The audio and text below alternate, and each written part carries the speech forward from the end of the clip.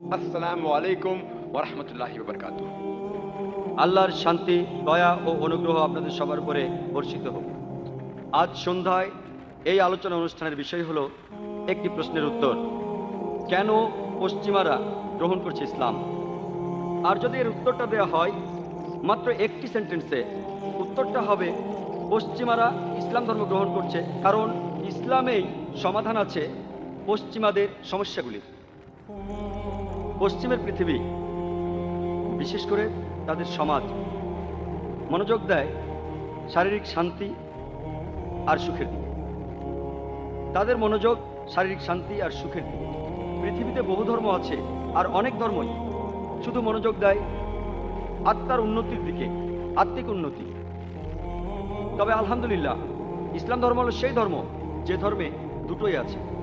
ইসলাম ধর্ম শারীরিক সুখ শান্তির পাশাপাশি আমাদের আত্মার উন্নতির দিকেও মনোযোগ দেয়। দুটোই গুরুত্বপূর্ণ, শারীরিক সুখ শান্তি আর আমাদের আত্মার উন্নতি। ইসলাম শব্দটা এসেছে সালাম থেকে, যার অর্থ শান্তি, যার আরো একটি অর্থ হলো নিজের ইচ্ছাকে আল্লাহ সুবহানাহু ওয়া তাআলার কাছে সমর্পণ করে দেওয়া।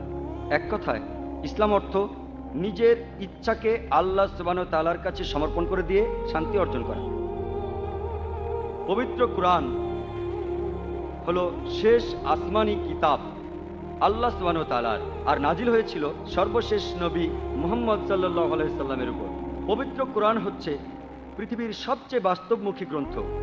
কোরআন মানবতার পক্ষে একটি ঘোষণা, কোরআন দয়া ও জ্ঞানের একটি ফোয়ারা, অমনোযোগীদের প্রতি একটি সতর্কবাণী, বিপদগামীদের পথপ্রদর্শক, সন্দেহবাদীদের জন্য নিশ্চয়তা, নিপীড়িতের সান্ত্বনার বাণী আর হতাশাগ্রস্তদের আশার আলো।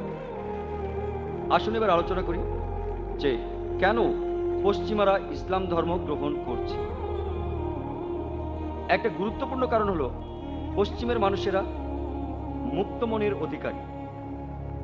তাদের মন আবদ্ধ না, তারা মুক্ত মনা, আর তারা রক্ষণশীল নয় পৃথিবীর অনেক দেশে যেমনটা আছে।